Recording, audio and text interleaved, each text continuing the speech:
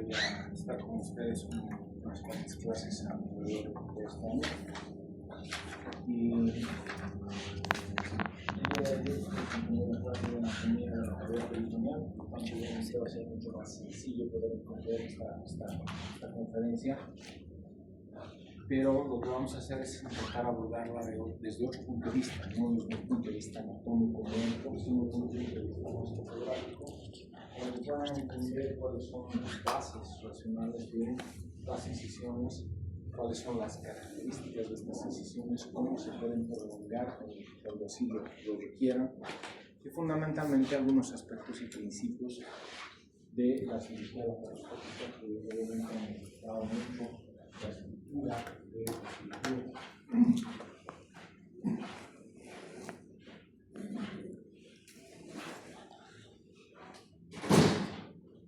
Como van a ver en la primera parte, toda la mayoría de los abordajes laparotómicos son muy reglados, son muy estrictos. En cambio, la cirugía laparoscópica es bastante más dúctil, mucho más maleable y depende mucho de la habilidad del cirujano, la colocación de los chócares y todo. Y vamos a intentar ver algunos aspectos fundamentales, por lo menos los principios para que puedan entender la lógica. Si bien ayer han abordado todas las paredes de la cavidad abdominal y la cavidad peritoneal, es importante recordar que la pared abdominal está compuesta por 7 capas, empezando obviamente en la piel desde la superficie a la profundidad. ¿Qué es lo que me interesa? En cada una de las capas reforzar algunos conceptos quirúrgicos que son muy importantes. En primer lugar, decirles que el corión tiene una trayectoria de los haces prácticamente transversales, entonces estos determinan la línea de tensión sobre la piel, que es lo que se conoce como línea de Lange.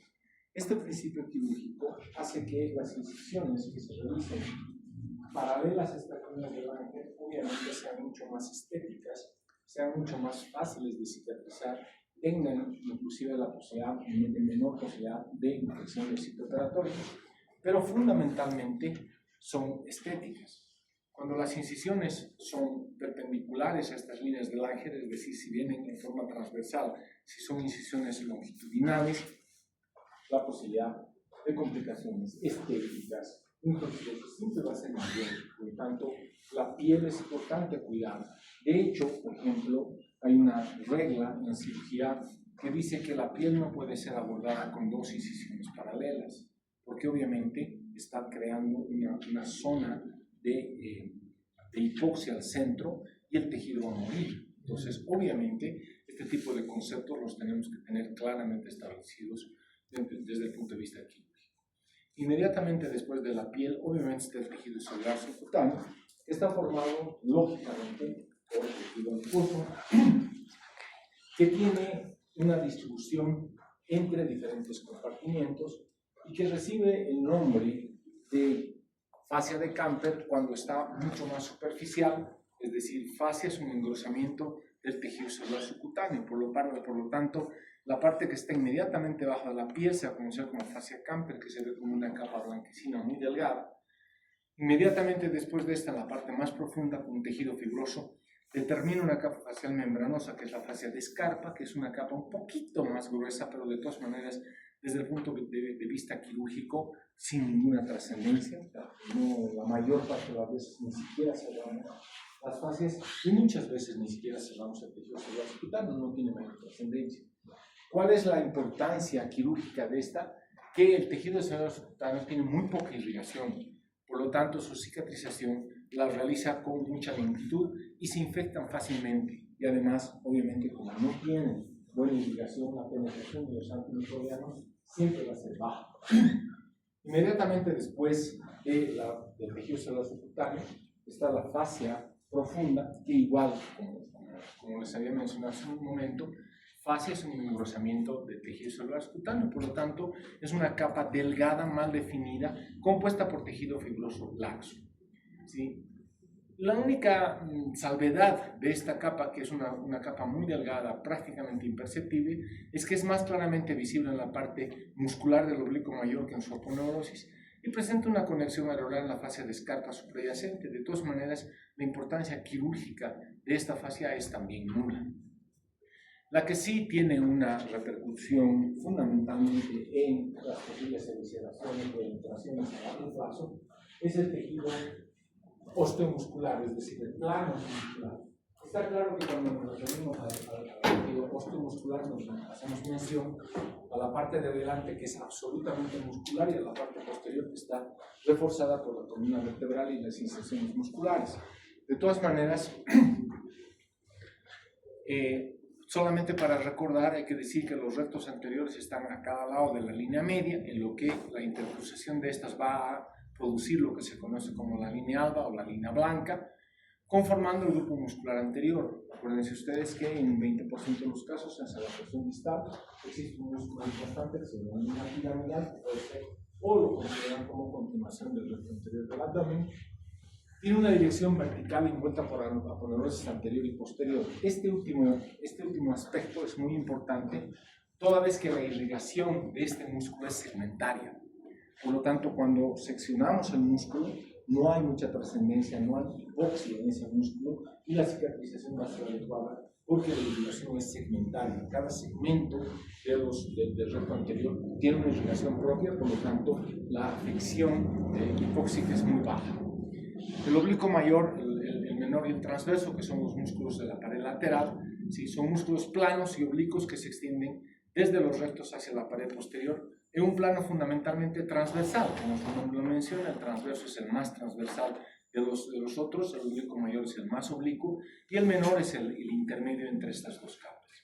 Está claro que en la parte posterior, el cuadrado lumbar, el psoas, el sacro espinoso y parte del dorsal ancho en la parte central van a reforzar la capa osteomuscular y a cada lado de la línea media en la pared posterior. Siguen un trayecto vertical y conforman un grupo muscular posterior de la cavidad abdominal. Obviamente nos vamos a hacer mucha más referencia a la pared anterior, que es la que nos interesa para hacer los abordajes. La pared posterior solamente cuando hacemos algún tipo de incisión rara, una hernia de Petit, son cirugías muy limitadas. La línea posterior está conformada por la apófisis transversa de las vértebras lumbares, por lo tanto, a cada lado, de la columna vertebral, el dorsal ancho. Y de esta manera se constituye el cuarto plano o plano osteomuscular. Inmediatamente por debajo de esta está la fascia transversal. La fascia transversal, si bien es cierto, no tiene una repercusión quirúrgica, es igual una fascia que rodea toda la cavidad abdominal, es parte de la fascia endoabdominal. Por lo tanto, está inmediatamente detrás de los rectos, firmemente unida al músculo. Por fuera de los rectos están unidos los músculos y el tejido un poco más laxo. Es considerablemente más gruesa por debajo del ombligo, aunque es bastante delgada. Su cierre no tiene ninguna implicancia quirúrgica. De hecho, la mayor parte de las veces ni siquiera cerramos la fascia transversal, pero obviamente sí el peritoneo. Inmediatamente debajo de esta está una capa adiposa preperitoneal que tiene una implicancia fundamentalmente en el diagnóstico radiográfico, ¿sí? Una de estas, la pérdida de esta en las radiografías cuando hay un cuadro peritoneal es el borramiento de las líneas preperitoneales, es un dato. De cualquier manera, está formada solamente por tejido adiposo aerolar con cantidad variable de grasa, tiene un espesor variable por niveles, pero es muy rala más por arriba. Lo que sí es importante mencionar que inmediatamente después de esta, o sea, hacia profundidad, está el peritoneo, que es una capa serosa lisa que reviste la cavidad abdominal, que se repliega sobre las vísceras para formar sus dos capas, la hoja parietal y la hoja visceral, entre las cuales está una cavidad virtual que se conoce como cavidad peritoneal. Esta, dentro del punto de vista quirúrgico, se estira con facilidad, tiene escasa resistencia y la cicatrización es rápida. De hecho, la mayor parte de los cirujanos que cierran la cavidad peritoneal cierran con hilos de reabsorción rápida porque la cicatrización del peritoneo es muy rápida, ¿sí? Ahora, constituida de esta manera la pared abdominal del abdomen, lo que nosotros tenemos que tener en claro fundamentalmente es la dirección de los músculos, la línea alba, la constitución de toda la parte supraumbilical y la parte infraumbilical a nivel del centro, porque esa es una característica muy importante. La parte supraumbilical como dice en esta diapositiva y como se dibuja en la gráfica de la derecha, ¿sí? Tiene una aponeurosis anterior y una aponeurosis posterior para decusarse con el contralateral. Por lo tanto, la línea media siempre va a ser más gruesa, los músculos rectos van a estar ligeramente más separados y la aponeurosis se va a dividir en una hoja anterior y una hoja posterior, a diferencia de lo que sucede a nivel infraumbilical, donde la aponeurosis solamente va a ser anterior y por lo tanto la aponeurosis posterior se pierde esta línea con puntos, y esto desde el punto de vista quirúrgico tiene una implicancia. Ahora bien, dentro de las clasificaciones, toda la parte anterior ha sido un recordatorio de las capas abdominales. Muchas veces se pregunta y la gente no sabe cuántas capas tienen y cuáles son. Es muy importante saber esto para tener un contexto quirúrgico mucho más preciso. Existen muchísimas clasificaciones en relación a las incisiones. Obviamente les he traído algunas de ellas que son las más comunes y las más importantes. En primer lugar, por su dirección, obviamente las incisiones serán verticales, serán transversas, serán oblicuas y serán especiales. Las incisiones verticales pueden ser las longitudinales o la línea alba, supraumbilicales, infraumbilicales, también las paramedianas derecha o izquierda. Las incisiones transversas, que son utilizadas con alguna frecuencia, pero no son de preferencia. Las oblicuas, la más utilizada es la incisión de Kocher, aunque hay algunas otras que prácticamente ya han entrado en desuso, que son también incisiones oblicuas, y las especiales donde, por ejemplo, se hablan de las incisiones en palo de hockey, las incisiones ampliadas a un segmento o toracolaparatomías en las cuales se aborda el abdomen y el tórax con una sola incisión, que son incisiones especiales que no se las hace de rutina. En base a la dirección, que yo creo que esta es una clasificación muy sencilla y bonita, son las incisiones simples, es decir, la apertura de todos los planos, es decir, todos los 7 planos se hacen en el mismo sentido de la piel. En cambio, las incisiones complejas son aquellas en las que la apertura de algún plano se hace en sentido diferente de la piel. ¿Okay? Por ejemplo, una incisión de Feinstein, en la que vamos a ver un poquito más adelante las características que tiene este tipo de abordaje. Otra clasificación hace mención a la localización anatómica en relación al ombligo, por lo tanto pueden ser supraumbilicales o infraumbilicales. Obviamente, si son supraumbilicales pueden tener otro nombre si son paramedianas, supraumbilicales, paramedianas, ¿verdad? Entonces siempre hay que añadir el apellido. Por su relación con los rectos, es decir, la mayoría de las incisiones, por ejemplo, infraumbilicales, pueden ser pararrectales internas, pararrectales externas o transrectales, ¿sí? Por lo tanto, cuando abordamos el recto anterior, podemos tener cualquiera de estas 3 opciones. Ahora bien, ¿qué es una incisión? La incisión es un abordaje a la cavidad abdominal que permite la exposición satisfactoria sobre el órgano blanco. O sea, ya hacemos mención que la incisión no tiene que estar donde sea, sino que está dirigida a donde el órgano blanco lo permita. Si yo voy a hacer una incisión para una apendicectomía, pues no voy a hacer una incisión mediana supraumbilical. Probablemente haré una incisión infraumbilical, puede ser una McBarney, una Rocky Davis o inclusive una mediana infraumbilical si es que el cuadro es peritoneal. A eso se refiere que tiene que estar dirigida al órgano blanco. Si bien no existe una incisión perfecta, estas deben adecuarse a la patología que se va a operar. Desde el punto de vista de las consideraciones generales, cualquier incisión laparotómica afecta de una manera significativa a toda la mecánica pulmonar, ¿sí? Todos los pacientes que son operados tienen una modificación en el patrón respiratorio, aumentan su frecuencia respiratoria y disminuyen las capacidades y el volumen corriente. ¿Okay? Vamos a ver un poquito lo que sucede más bien con la cirugía laparoscópica.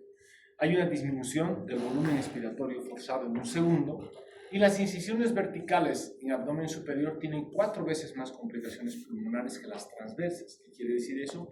Que las incisiones transversas probablemente sean mejores. Nosotros, para abordar hígado, vías biliares, páncreas, siempre preferimos una incisión de Kocher. además de algunas otras de incisión en boca de horno de Chevron, que se las voy a comentar en un ratito. Considerar en pacientes obesos y pacientes con EPOC, es decir, que aquellos pacientes que van a ser sometidos a una incisión laparotómica y que además son obesos y tienen enfermedad pulmonar obstructiva crónica, la repercusión en estos pacientes va a ser mucho mayor. Estos pacientes tienen de por sí ya una reserva funcional pulmonar disminuida, porque los pulmones trabajan sobre una coraza de grasa. Por lo tanto, la repercusión clínica que van a tener las incisiones en este tipo de pacientes va a ser mucho mayor. Ahora, ¿en base a qué o cuáles son los aspectos que nosotros tenemos que utilizar para hacer un abordaje a la cavidad peritoneal? Primero, como es lógico pensar, primero tenemos que pensar en relación al acceso directo al sitio operatorio, donde vayamos a operar. Otro de los aspectos es importante, otro de los aspectos que es muy importante, es cómo se puede ampliar en caso de necesidad.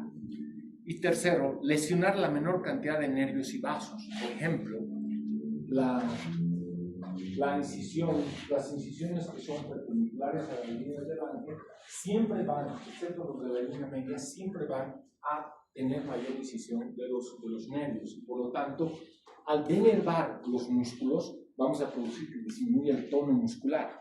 Ese, por ejemplo, es uno de los grandes problemas en las hernias posteriores. En las hernias posteriores, las incisiones, la incisión de Israel para los riñones, por ejemplo, denerva mucho a los músculos, a los tres músculos de la pared anterolateral, y eso hace que las sedentaciones sean muy frecuentes. Por lo tanto, la denervación del muscular es lo que nosotros deberíamos cuidar. Y como hemos mencionado, la denervación se produce en menor cantidad cuando las incisiones siguen las líneas de Lange. La pared residual debe ser reparada de igual manera de la que estaba constituida antes de la cirugía, fundamentalmente en las capas osteomusculares más importantes.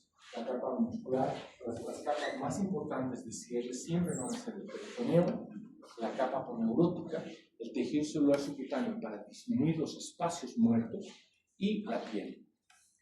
Debe restablecerse la estética lo mejor posible, es decir, seguir estos consejos para que la incisión no sea fea. Ahora, muy bien, hablamos de las incisiones medianas supraumbilicales. Como su nombre dice, es una incisión mediana encima del ombligo. Por lo tanto, no hay mucha ciencia en poder entender este tipo de incisión. ¿Cuál es la ventaja de esta incisión? Estas incisiones son ampliamente usadas, por ejemplo, en cirugía gástrica. Puede ampliarse en ambos sentidos, hacia el tórax, ya sea por una tóraco-laparotomía, ya sea hacia el esternón o hacia infraumbilical. Por lo tanto, es una incisión que da posibilidades de una amplia apertura, ya sea en dirección hacia el tórax o hacia el esternón o hacia la parte inferior. O sea, es muy fácilmente ampliable. No lesiona nervios motores porque solamente está complicando la pared, la línea media, donde ya se han decusado, y respeta toda la inervación de los músculos de la pared anterolateral. Debido a la escasa irrigación, es probablemente una de las más electrógenas. Es decir, nosotros intentamos, obviamente usamos la incisión mediana, pero sabemos que es electrógena y por lo tanto lo que tenemos que cuidar es el cierre de los planos con hilo de reabsorción muy lenta o con hilo de reabsorción o de no reabsorción. ¿Okay? Si se corta el ligamento redondo, siempre debe aproximarse, y esta es una cosa muy importante, fundamentalmente cuando se hace una tóraco-laparotomía. Se cierra siempre por planos y mejor la línea alba con hilo irreabsorbible, porque de esa manera vamos a tener menos chance de tener una eventación. ¿Cómo podemos hacer una ampliación en caso de que necesitemos? Por ejemplo, cuando se nos ha complicado una cirugía hiatal, cuando necesitamos o tenemos una hernia paraesofágica gigante, cuando tenemos que bajar alguna estructura o tenemos que liberar el esófago para que éste descienda hacia la cavidad peritoneal. En ese caso yo puedo resecar el sifoides, tanto para una gastrectomía total, para hacer una reconstrucción con el esófago, ya sea por un esófago y una anastomosis o la técnica que yo considere, ¿sí? Por lo tanto, la resección va a ser bien alta, entonces necesito resecar el sifoides. También una vagotomía subdiafragmática para una esplenectomía, para una hernia diafragmática gigante. El riesgo del neumotórax o desgarro pleural es muy frecuente. Acuérdense ustedes que la pleura se va a estar insertando inmediatamente por detrás del esternón, por lo tanto, la apertura de este hacia la porción superior puede fácilmente desgarrar la pleura y tenemos como complicación un nivel motora, que de hecho es muy sencillamente traductible. La ampliación tóraco-abdominal de Garlock es una incisión lateral izquierda, siguiendo el octavo noveno espacio intercostal, ¿sí? Y esta la podemos usar mucho en el caso de la resección del tercio inferior del esófago o de una gastrectomía total, por ejemplo. La sección del esternón podría ser una vía de abordaje cuando además de la gastrectomía tenemos que hacer una transposición de esófago, por ejemplo. No todas las veces, porque muchas veces se hace una transposición por vía transhiatal o inclusive subcutánea, por lo tanto no siempre se va a necesitar, pero en caso de que se necesite puede hacerse una esternotomía media, ¿sí? Y de esa manera tener acceso a la cavidad torácica también. Obviamente vamos a lesionar la pleura, que después con un tubo de pleurostomía se va a corregir. La ampliación lateral derecha e izquierda, si se puede hacer de izquierda, también se puede hacer hacia la derecha, en caso de que el cirujano necesite o le haya sido insuficiente para realizar el procedimiento quirúrgico. ¿Qué pasa con la incisión mediana infraumbilical? Esta incisión está más limitada a todos los órganos que devienen del intestino primitivo posterior, es decir, operaciones rectosigmoideas, cirugías ginecológicas, cirugías de vísceras de la parte inferior del abdomen o de la pelvis, ¿sí? El riesgo de sección de la vejiga es alto, por lo tanto, siempre el cirujano debe asegurarse de poner una sonda vesical antes de la cirugía o por lo menos hacer que el paciente vaya a tener una micción antes de la cirugía. La línea blanca, como hemos mencionado, es mucho menos densa y es más estrecha. Su cierre siempre va a ser por planos, pero el peritoneo se cierra con las fascias transversales de manera conjunta, porque son muy delgadas y son inseparables. No secciona ningún nervio, al igual que la incisión supraumbilical. ¿Qué pasa cuando necesitamos ampliar? Obviamente, como ustedes comprenderán, esta incisión no puede ser ampliada hacia abajo, porque va a estar las incisiones juntas, ¿sí? Por lo tanto, solamente puede ser ampliada hacia arriba. Y generalmente se prefiere, para ampliar hacia la región supraumbilical, atravesar el ombligo por el lado izquierdo del ombligo, porque en el lado derecho está más adosado el ligamento redondo, que va a llegar hasta la parte alta, por lo tanto, se prefiere el lado izquierdo. Puede ampliarse lateralmente a uno o ambos lados, ya sea en T o en L, ¿sí? Para que tengamos acceso a un otro órgano o nos haya sido insuficiente. En relación a las incisiones paramedianas, las incisiones paramedianas han dejado de estar usadas tan frecuentemente como eran antes. Antes una incisión de apéndice era una incisión paramediana obligatoria.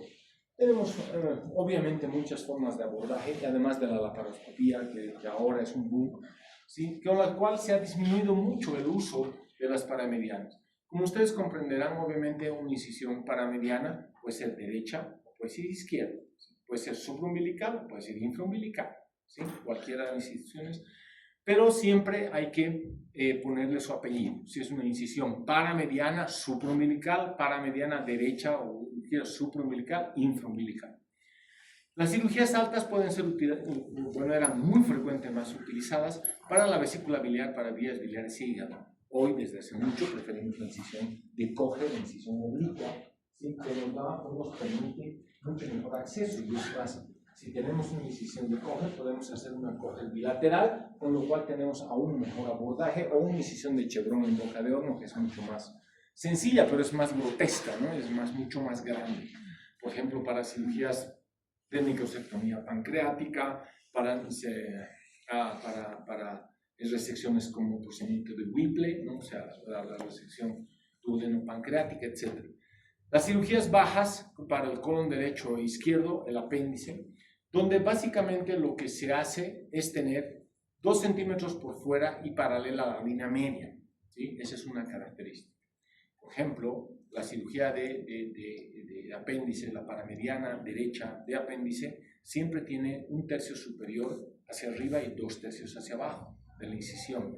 Y el ombligo es la parte media que está a 2 centímetros a la derecha, ¿verdad? Por lo tanto, como les había mencionado en una diapositiva anterior, cuando llegamos a la sección de la aponeurosis del músculo recto anterior, tenemos 3 opciones. O atravesamos transrectal, es decir, a través del recto mismo, separando las fibras, o resecamos el músculo por la parte interna, que es una pararrectal interna, o reclinamos el músculo hacia adentro y tenemos una pararrectal externa. Cualquiera de esas incisiones es válida, ¿sí? Y la ampliación puede ser hacia arriba o hacia abajo. Por lo tanto, es ampliamente, de una cobertura muy amplia, tanto por arriba como por abajo. Vamos un poquito con algunas incisiones especiales. La incisión de Pfannenstiel tiene mucha limitación en el abordaje de los órganos y fundamentalmente está destinada a los órganos pelvianos femeninos. De hecho, por ejemplo, cuando una cesárea se la hace a través de una Pfannenstiel, queda una incisión muy bonita, muy estética, pero si hay complicaciones y requiere una histerectomía ya es mucho más complicado, ¿sí? El resultado estético es el más importante, es decir, es el punto a favor de una incisión de Pfannenstiel. La exposición es muy limitada, es absolutamente insuficiente. No debe ser usada en cirugías amplias. Por ejemplo, a nadie se le va a ocurrir hacer una linfadenectomía pelviana con una incisión de Pfannenstiel, porque obviamente la incisión va a ser muy escasa. Se realiza en el pliegue cutáneo interespinoso, es decir, cuando la persona está en el decúbito, nosotros vemos el pliegue interespinoso, es decir, la raya cutánea que va entre las 2 espinas, ¿sí? Y lo que tenemos que hacer es marcar el centro 5 centímetros por encima de la sínfisis pubiana. Ese va a ser el centro. Y proyectamos hacia los 2 lados y más o menos una incisión de 10 a 12 centímetros, con lo cual tenemos las características de la incisión de Pfannenstiel. Secciona la aponeurosis y luego hacia la sección del rectal transversa y luego la sección peritoneal longitudinal. Hemos hecho el abordaje transversal y la resección del peritoneo es longitudinal, por lo tanto es una incisión completa. ¿Okay? ¿Qué pasa con la incisión subcostal de Kocher? La incisión subcostal de Kocher es una de las incisiones menos electrógenas, es una muy buena incisión, es una incisión que nos permite abordar el hígado del lado derecho, el hígado, las vías biliares, el páncreas, y en el lado izquierdo hacer una esterectomía. Si hacemos una incisión de Kocher bilateral, podemos utilizarla para cuando hagamos una gastrectomía total o hagamos cirugías de páncreas, por ejemplo, una operación de Whipple, ¿sí? La técnica señala que debe iniciarse en el tercio entre el sifoides y el ombligo, ¿sí? Generalmente nosotros utilizamos 2 traveses de dedo por debajo del reborde costal. Sigue lateral e inferior 5 centímetros por debajo del reborde costal. Secciona la vaina de los rectos y parte del oblicuo mayor. Puede ser ampliada de varias maneras. Una de ellas, la más importante, es que puede ser ampliada hacia contralateral. Por lo tanto, como va a estar al medio del ligamento redondo, tiene que obligatoriamente seccionarse el ligamento redondo. Entre pinzas siempre, porque tiene un vaso en su interior y va a sangrar. Puede emplearse hasta el sifoides, en lo que muchas veces cuando hacemos una técnica de Whipple, una duodenopancreatectomía, por ejemplo, podemos tener una incisión como el signo del Mercedes-Benz, es decir, ampliar al centro y tener 2 laterales. De esa manera queda una incisión ampliada hacia el sifoides y también puede emplearse hacia el ombligo. ¿Cuáles son las características de una incisión de McBurney? Obviamente hay muchas más incisiones, pero estamos hablando de las más comunes, las que más usamos y las que más nos interesan desde el punto de vista clínico. La incisión de McBurney tiene casi una exclusividad con el apéndice. Por lo tanto, no solo se la ha descrito para la realización de una apendicectomía, aunque algunas veces se la puede usar para una cecostomía, pero la apendicectomía es probablemente la más frecuente de los usos de la incisión de McBurney. Esta lleva su nombre, ustedes conocen que el punto de McBurney está localizado, ¿sí?, en la intersección de una línea que va del ombligo de la espinilla anterior superior en el tercio externo, ¿sí? Por lo tanto, esta mantiene el nombre del doctor McBurney y tiene una exposición y exploración abdominal muy limitada, por eso es que se la utiliza mucho solamente para el apéndice, ¿sí? Se localiza la línea entre la espinilla anterior superior y el ombligo, y el tercio que les digo, que es el punto de McBurney, es el punto donde debería estar el tercio superior junto con los 2 tercios inferiores. Esa es una característica. Por lo tanto, está claro que un tercio debe estar por arriba de este punto y 2 tercios hacia abajo. Luego de eso se secciona la aponeurosis del oblicuo mayor y la disección roma del transverso. O sea, no seccionamos el transverso, sino lo separamos. Hacemos transrectal. En la incisión de McBurney, luego de eso, hacemos la incisión de la fascia transversal y el peritoneo seccionados en sentido de la incisión y finalmente el cierre por plano. ¿Cuáles son las posibilidades que tenemos de ampliar esta incisión de McBurney? Ya les he mencionado que es una incisión muy limitada. Por lo tanto, la posibilidad de ampliación es muy limitada, además de que estéticamente no es muy agradable.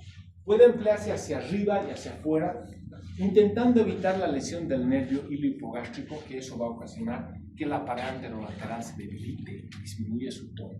Si se requiere mayor exploración abdominal, inclusive debe cerrarse y hacer una incisión mediana, ¿sí? Por eso es que el abordaje de esta incisión es muy limitado. ¿Qué pasa con la Rockey Davis? También es una incisión que se la utiliza para abordaje de apendicectomía. Por eso en la primera parte de la diapositiva dice las mismas indicaciones que una incisión de McBurney. ¿Cuáles son las características que debe tener una incisión de Rockey Davis? En primer lugar, debe ubicarse en la misma línea que hemos dicho entre el oblicuo y la espinilla anterior superior y se inicia 3 centímetros por dentro. Esta es una incisión transversa, ¿sí?, a diferencia de una McBurney que es oblicua. Por lo tanto, se incide 3 centímetros por dentro de la espinilla anterior superior hasta el borde externo del recto anterior.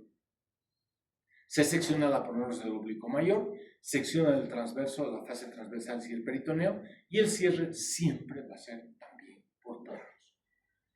¿Qué pasa en relación a la laparoscopía? Ustedes comprenderán que desde 1988, en el que la cirugía laparoscópica ha modificado mucho las estructuras, la rigidez con la que hacíamos las incisiones, porque de hecho son preguntas de examen las que les he comentado, cuáles son las características de cada incisión, en la cirugía laparoscópica se ha modificado muchísimo, se ha relajado mucho las reglas y por lo tanto lo que a mí me interesa es que ustedes vean cuáles son los principios de la cirugía laparoscópica, toda vez de que la colocación de T1, T2, o sea, se llama T1 porque es la colocación del primer trocar, ¿sí? T1, T2, T3, que el T2 es para el manejo de la mano derecha, etc., son modificables de acuerdo a la cirugía que vamos a hacer. Inclusive, cuando nosotros hacemos una cirugía hiatal, por ejemplo, yo entro siempre a nivel de la incisión, o sea, a nivel de la línea media, inmediatamente por arriba de la sínfisis, calculando 15 centímetros del sifoides hacia abajo, ¿sí? Algunos entran con incisión paramediana izquierda para estar de frente o mucho más de frente hacia el hiato. Por lo tanto, la incisión es modificable inclusive en procedimientos comunes. Les voy a mostrar algunas reglas. En primer lugar, uno de los principios, y probablemente el más importante, es la creación de un espacio real, en principio era virtual, es decir, la separación de la pared abdominal de las vísceras abdominales. Esto se conoce como la creación de un neumoperitoneo. Y se insufla CO2. ¿Por qué se insufla CO2? Fundamentalmente porque no es combustible, o sea, no hace pum. Y segundo, tiene un coeficiente de difusibilidad muy alta. Por lo tanto, si se queda algo de residuo en la cavidad peritoneal, se elimina por los pulmones a través del CO2. ¿Sí? Son básicamente las razones por las que se utiliza ese recurso. La presión habitual de trabajo es de 12 a 15 milímetros de mercurio. Si ustedes se dan cuenta cuál es la presión normal de la presión abdominal, aproximadamente 1 a 3 milímetros de mercurio. En otras palabras, estamos trabajando con un síndrome compartimental abdominal de primer grado, porque el primer grado es hasta 15 milímetros de mercurio. Y por lo tanto vamos a entender cuáles van a ser las repercusiones hemodinámicas sobre la circulación. ¿La insuflación produce alteraciones hemodinámicas y respiratorias? Sí, claro que sí. Durante la cirugía, para eliminar más rápido el CO2, el anestesiólogo tiene que aumentar la frecuencia respiratoria para poder limpiar más el CO2. Segundo, si estamos hablando de que estamos produciendo un síndrome compartimental abdominal, vamos a disminuir el retorno venoso, vamos a disminuir la filtración glomerular. Y eso lo tenemos que tener claro. Por eso es que no es coherente que hagamos una cirugía laparoscópica de 24 horas. ¿Ok? La anestesia no es vitamina. Por lo tanto, tenemos que saber las repercusiones que esto puede tener. Fundamentalmente son esas: disminución del retorno venoso y alteración de la filtración glomerular, es decir, disminución de la filtración. El acceso a la cavidad peritoneal se la realiza a través de dos técnicas. Y agárrenle a la muchacha, se va a caer, por favor, cae, te vas a caer, hijita. En serio, te vas a caer, te vas a lastimar. Viste, es que te estás durmiendo.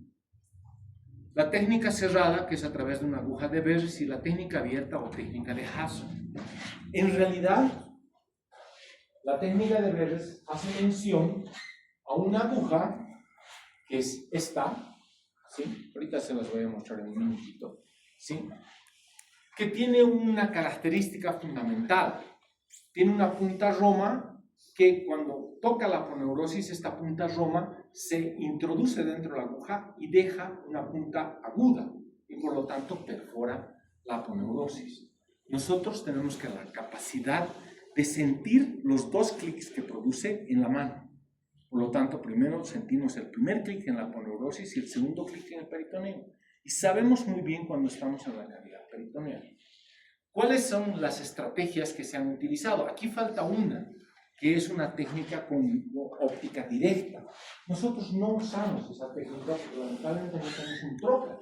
El trocar, se introduce la óptica en el trocar y se introduce el trocar junto con la óptica dentro. Nosotros usamos las dos técnicas, la técnica cerrada con la aguja de Berres o la técnica de Hasson, con la consiguiente salvedad que la técnica de Hasson en realidad trae una especie de tornillo con un cabo más estrecho y un cabo distal más grueso. Por lo tanto, cuando si vale el término, se entornilla este dispositivo, ¿sí?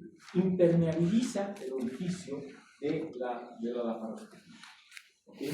Nosotros utilizamos una gasita después de poner un punto de una aguja en sutura, con lo cual conseguimos el mismo efecto que la técnica de Hasson, ¿sí? Lo vamos a ver. El objetivo del abordaje siempre va a ser disminuir las lesiones vasculares o viscerales. ¿Sí? No es infrecuente que algún avesado quiera, por acelerar el procedimiento, introducir un trocar sin haber hecho la insuflación. Esa es la razón por la que hay lesiones intestinales, lesiones vasculares. Todos las hemos visto durante nuestra formación y por lo tanto hay que seguir una técnica para intentar no tener complicaciones, porque cuando ya suceden las complicaciones ya son irreversibles. ¿Okay? Entonces el objetivo de estas dos formas de abordaje siempre va a ser evitar lesiones vasculares o viscerales. Esta es una aguja de Berres. Aquí está la punta roma y aquí está la punta aguda. Fíjense, este es un esquema de una hernia de hiato en la que estamos abordando 15 centímetros por debajo del sifoides. Fíjense cómo estoy disecando el tejido celular subcutáneo. En mi mano derecha agarro la aguja de Berres, que en este caso es una aguja esterilizable, ¿no? O sea, desechable, quise decir, no es como esta.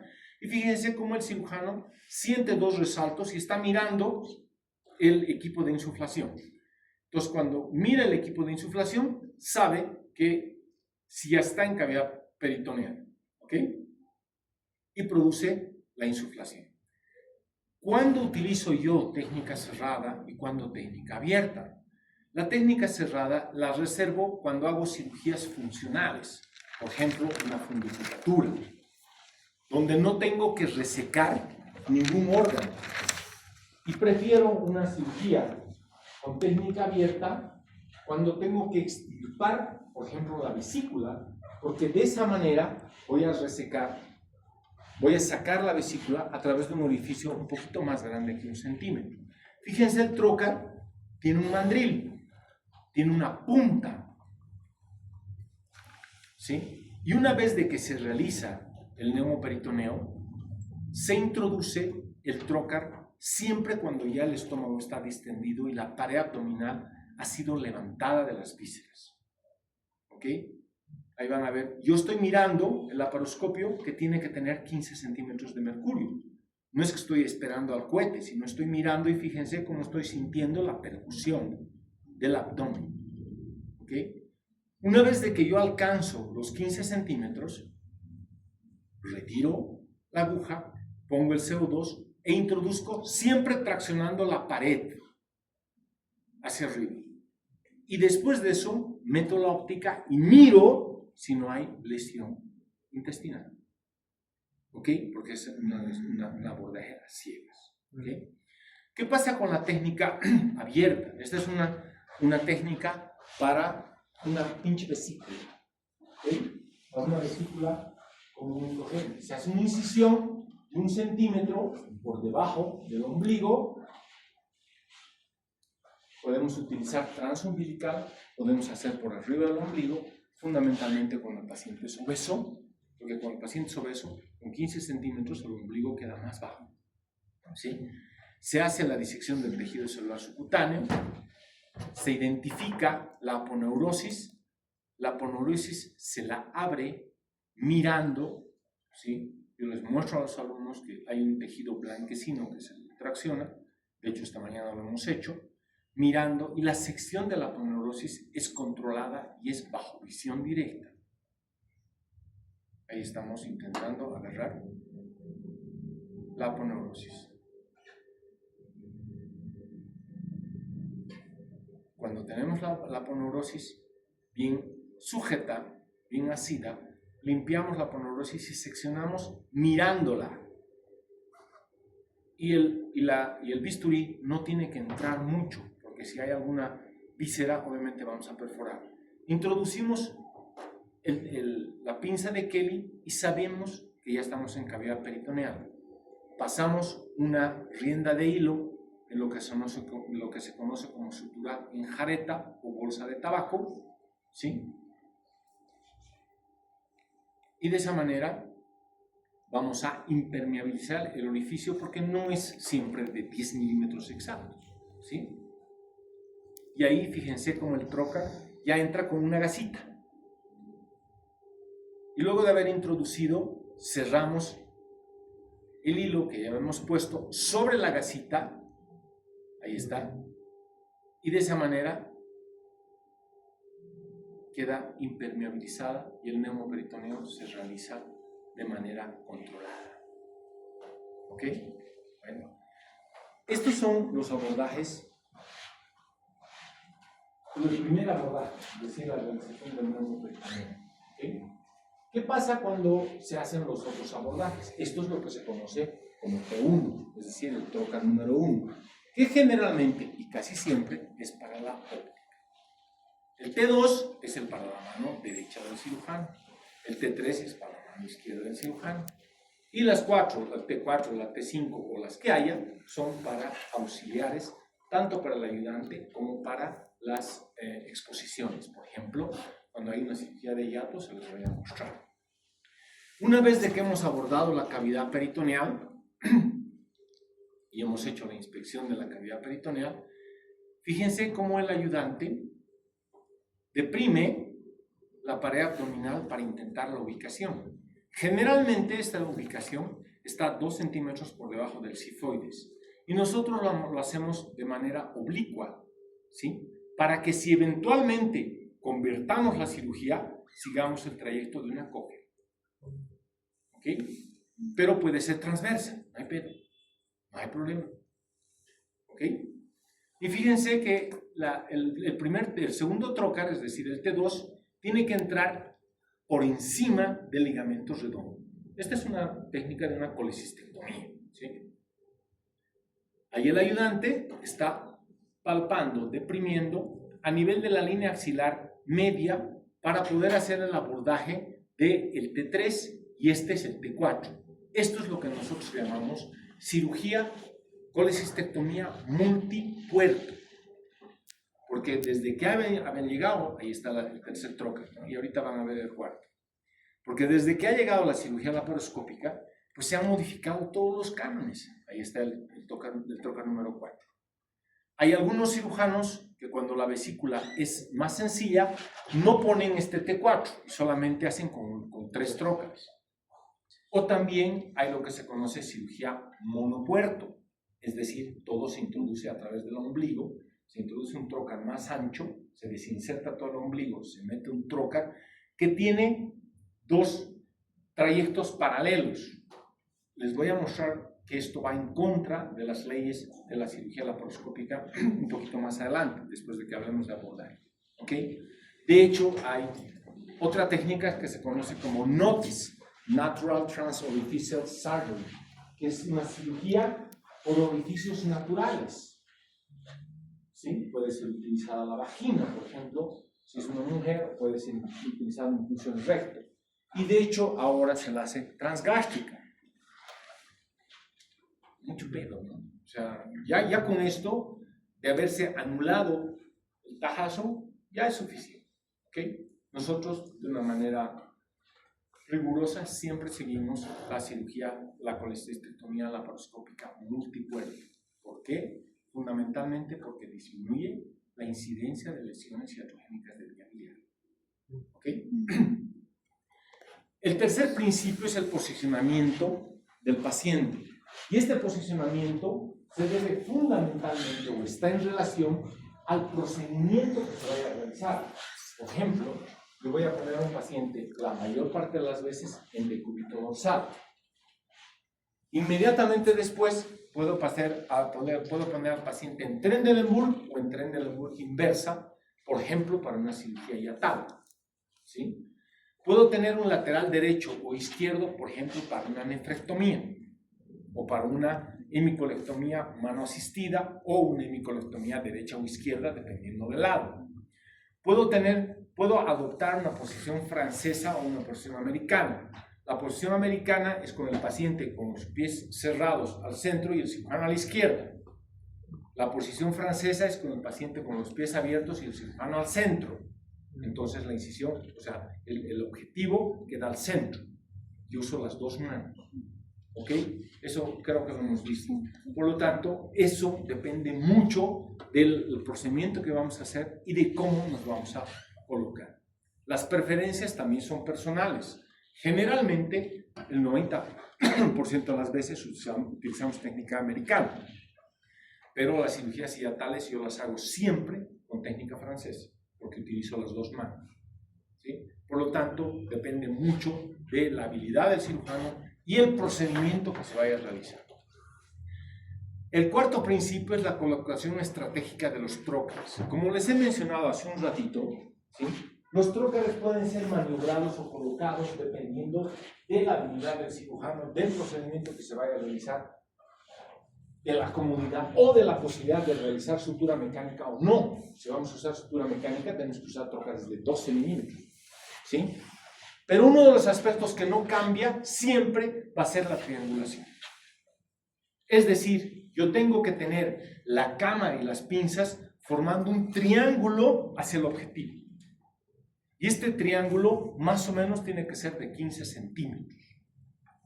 ¿Sí? Los cirujanos sabemos muy bien cómo calculamos esos 15 centímetros con nuestras manos, porque ya las conocemos, y calculamos 15 centímetros en profundidad. Segundo, también depende de la ergonomía del cirujano para que mantenga una posición ergonómica y reducir los errores y cansancios. No es lo mismo que el cirujano esté con las manos alzadas media hora, que va a empezar a temblar aunque no quiera, ¿sí? No es lo mismo que el cirujano esté trabajando de manera ergonómica, ¿sí? No es lo mismo que uno esté con la mano sujetando o liberando de una manera forzada a que esté triangulando y lo haga de manera sencilla. ¿Ok? El campo quirúrgico, evitar siempre posiciones paralelas. Cuando dos instrumentos entran en forma paralela, no pueden disecar. Se han establecido muchas formas, estás con la luz. Se han establecido muchas formas para poder corregir este defecto. Por ejemplo, en cirugía monopuerto se introducen trócares y cuando ya están introducidos los instrumentos, se curvean los instrumentos para trabajar así. Pero la posibilidad de lesiones vasculares y de la vía biliar siempre son más altas. Por lo tanto, cuando uno respeta el fundamento básico de la triangulación, es cuando menos problemas tiene. Evitar choques de instrumento o fatiga operatoria. Si pongo dos trocas que se van a ir molestando uno con el otro, pues no tiene sentido. Tengo muy poco espacio en la cavidad peritoneal. No es cuando hago una incisión laparotómica y tengo a uno jalando y al otro separando y tengo la vesícula en mi mano. Por lo tanto, podemos adoptar varias posiciones. Por ejemplo, esta mañana has visto que la doctora pidió que la pongan de decúbito lateral izquierdo. ¿Para qué? Para que todas las tripas caigan un poco más y tengamos un mayor espacio, ¿sí? Por lo tanto, la cirugía laparoscópica permite que el cirujano juegue de mejor manera con el procedimiento que está haciendo y con la cirugía que tiene que hacer. Por ejemplo, acá les traigo las dos técnicas en modalidad francesa y en modalidad americana. Nosotros utilizamos siempre la técnica americana, es decir, con el paciente con las piernas cerradas y el cirujano en el lado izquierdo. Para esta nosotros utilizamos 4 trócares. El T1 que va a estar en el ombligo, el T2 que va a ser epigástrico, el T3 que va a ser a nivel de la línea axilar anterior y el T4 a nivel de la línea clavicular media, quise decir, y el T4 a nivel de la línea axilar anterior. Fíjense la diferencia con la técnica francesa. La técnica francesa usa 4 trócares, ¿sí? Pero usa 3 de 10 milímetros y 1 de 5 milímetros. Nosotros aquí utilizamos 10, 10, 5, 5. ¿Sí? La mayoría de los procedimientos se hacen con 4 trócares, excepto las funduplicaturas que utilizamos un quinto para separar el hígado, ¿sí? Y acá siempre entra lateral para que el clipaje, porque el clipaje se lo realiza a través de esta, quede perpendicular al conducto cístico. Nosotros utilizamos esta. Obviamente esto depende mucho de cada cirujano, ¿sí? En cirugía yatal, por ejemplo, nosotros colocamos esto y a la derecha les traigo la gráfica para que ustedes puedan ver cómo es la ergonomía durante el procedimiento quirúrgico. En cirugía yatal siempre utilizo la técnica francesa. Estoy al centro entre los pies del paciente, ¿sí? El T1 siempre va por arriba del ombligo. Aquí está el ombligo, el T1 va 2 centímetros por arriba. Ya les he mencionado, algunos lo ponen lateral izquierdo, no hay pedo, ¿sí? El T2, en este caso, está como un trócar de 5 milímetros para la tracción del hígado, porque aquí está el hígado, ¿sí? Muchas veces se pone a través de ese trócar un separador de Nathanson, que es un separador especial con una curva para que retraiga el hígado. Y lo fijamos al ombligo y no se cansa, no respira, no se mueve, por lo tanto, separa muy bien el hígado. El T3 y el T4 son el trócar de la mano derecha y el trócar de la mano izquierda. Y el T5 es el trócar del ayudante para traccionar la unión esofagástrica.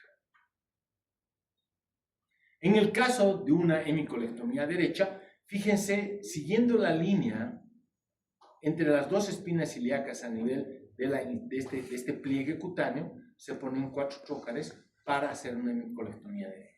Por lo tanto, definitivamente son posiciones variables, ¿sí? Si nosotros vamos a hacer una cirugía de hernia inguinal, por ejemplo, podemos hacerla ya sea con la técnica TAP o con la técnica TEP, podemos hacerla inmediatamente por debajo del ombligo. Hoy se conoce lo que es el ETEP, es decir, el Extended TEP, y se coloca por arriba del ombligo para tener un espacio más grande.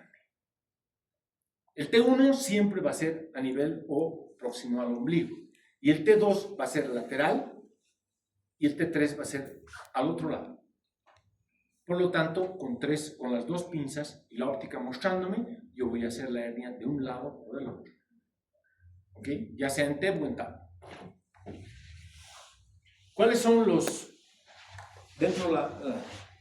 siguiendo con los principios? El quinto principio es que la cirugía laparoscópica nos va a alterar la percepción de la profundidad. Por lo tanto, la imagen laparoscópica va a ser en 2D, no va a haber percepción de la profundidad. Por otro lado, requiere la coordinación ojo, mano, pie y el reconocimiento anatómico. O sea, estoy mirando allá, estoy operando aquí abajo y estoy pisando el electrocoagulador. ¿Ok? Por lo tanto, requiere un adiestramiento. ¿Sí? Parece sencillo, se lo va tomando con la práctica. La manipulación atraumática de los tejidos disminuye el sangrado. Uno tiene que saber que mientras más manipule los tejidos, mayor sangrado va a haber y mayor complicación va a haber. Porque la sangre, cuando sale del espacio intravascular y está en el campo operatorio, absorbe la luz. Uso delicado de los instrumentos. Uno no puede perder en ningún momento de vista la punta de los instrumentos. En ninguno. Porque el momento en que pierda, ¿sí?, el trocar puede haber lastimado un intestino y ni cuéntanos. ¿Sí? O la petaca del ayudante ha golpeado el intestino y ya lesionó. ¿Ok? En ningún momento puede perder la punta de los instrumentos. Finalmente, para tener los últimos 3 puntos, el control de la hemostasia puede ser a través del uso de energía monopolar, bipolar, técnica de ultrasonido, como es el bisturí electroarmónico. Evitar lesiones térmicas de dispersión. Y esta es una cosa bien importante. Si yo estoy quemando en este punto, sé que la energía se va a transmitir aproximadamente 1 centímetro más. Por ende, puedo quemar una estructura que esté casi a 1 centímetro, por fuera de donde yo estoy haciendo. Y esta cosa es bien importante. Por eso, por ejemplo, el uso del bisturí electroarmónico es muy importante. ¿Cuál es? Este no usa energía. ¿Cuál es el principio del bisturí electroarmónico? Fricción a muy alta velocidad. Entonces, fricciona tan rápido que coagula el vaso. Y la dispersión es mucho menor. ¿Ok? Identificación segura de estructuras anatómicas. No seccionar ninguna estructura sin reconocimiento absoluto. Yo les digo a mis alumnos, siempre que hagamos una cirugía laparoscópica, por más difícil que sea, como la de esta mañana, ¿sí?, siempre se debe hacer visión crítica de la seguridad. Siempre. Para evitar lesiones iatrogénicas del ducto vítreo. Principios para evitar lesiones, fundamentalmente, que en cirugía laparoscópica son el doble de lo que eran en cirugía abierta. Estamos llegando al doble, eran 5 veces más. Con la visión crítica de seguridad se ha bajado al doble. Conversión oportuna a cirugía abierta. No sé en qué momento de la evolución de la cirugía laparoscópica la cirugía se ha convertido en complicación, que ahora ya nadie quiere convertir, porque nadie sabe cirugía abierta. Porque todos son laparoscopistas. ¿Sí? Entonces, los que nos hemos formado en cirugía abierta, obviamente tenemos ventaja porque nos da lo mismo hacer una cirugía abierta que una cirugía laparoscópica. Y ahora ya se prefiere no convertir para no aumentar la movilidad del paciente. ¿Sí? Y por eso se han puesto de moda las transferencias a los centros de especialidad. La conversión se puede dar por sangrado no controlado, por alteración anatómica o por complicaciones inherentes al procedimiento. Y finalmente, extracción segura de la pieza quirúrgica. Si nosotros tenemos un cuadro agudo, como el de esta mañana, que es una colestitis aguda, lo sacamos pues en bolsa. ¿Para qué? Para evitar la contaminación de la pieza operatoria con el ombligo. Y de esa manera disminuir la infección del sitio. El apéndice se saca en bolsa siempre.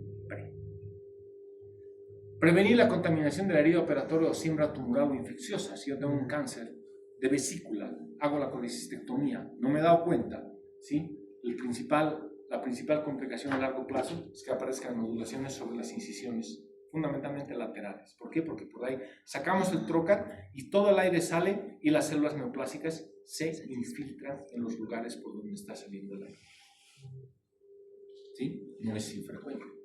Y finalmente, el cierre adecuado y la revisión final. Siempre, antes de retirar los instrumentos, antes de retirar la óptica, tenemos que ver el cierre o la hemostasia de los lugares por donde hemos metido los trócares. Y todo trócar que sea por encima de los 10 milímetros debe ser cerrado.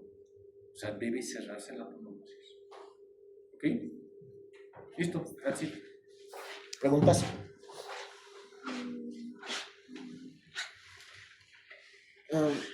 Sí, doctor, viendo la gran cantidad de abordajes, de incisiones que hay, he visto, bueno, estamos revisando críticamente las historias clínicas y los casos que teníamos en el hospital de clínicas y estamos viendo que, bueno, hemos observado que algunos tenían incisiones que como que no eran adecuadas para el paciente. Entonces, se me ocurría que una de las razones por las que pasa eso es que los residentes no tenían la experiencia o la oportunidad de practicar todos los tipos de incisiones y se han acostumbrado a hacer solo ciertos tipos de incisiones, entonces al no tener experiencia en hacer las adecuadas o la gran, ¿sabe? El gran altera de incisiones que se puede hacer y solo estar acostumbrado a hacer unas cuantas, no hacen las adecuadas a veces. Entonces mi pregunta es si en la residencia se puede practicar con todas las incisiones. O sea, ahorita hay un problema muy serio. Las incisiones laparotómicas se están disminuyendo en el universo.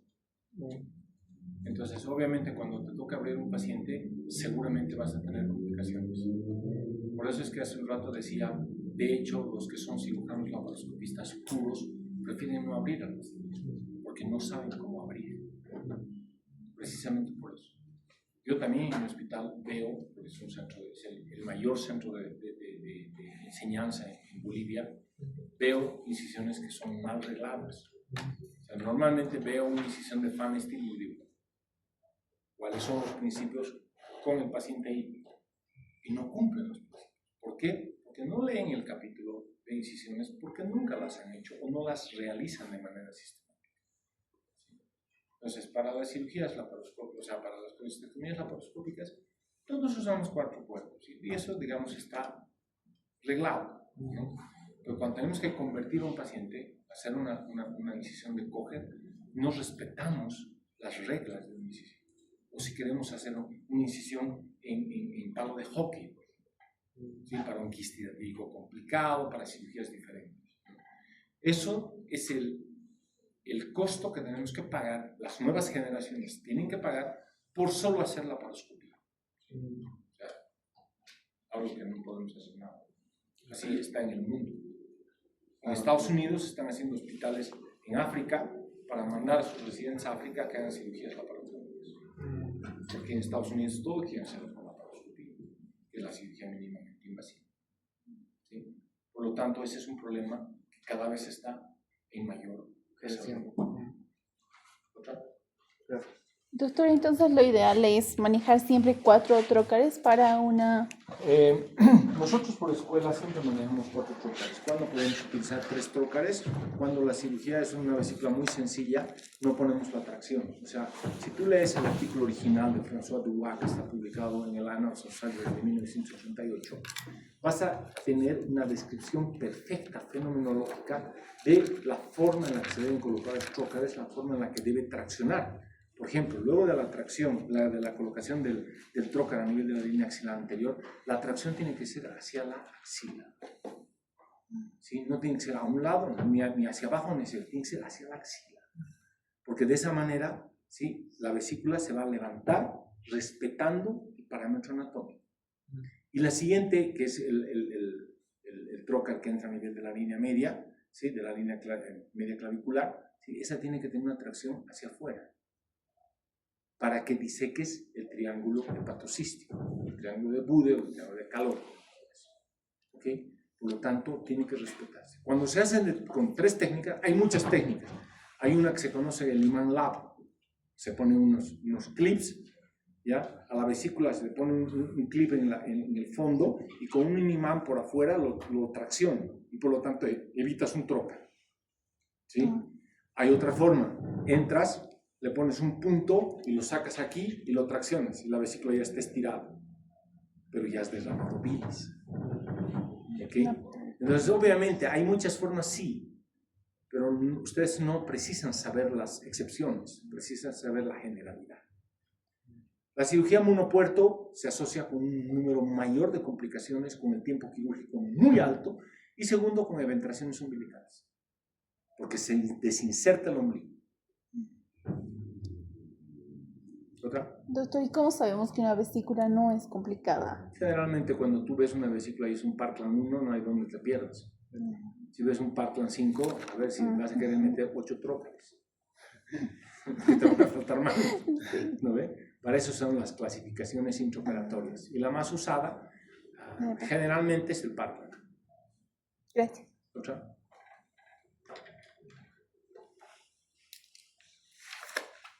Ok, los veo la siguiente semana. Hasta luego. Hasta luego. Gracias, doctor.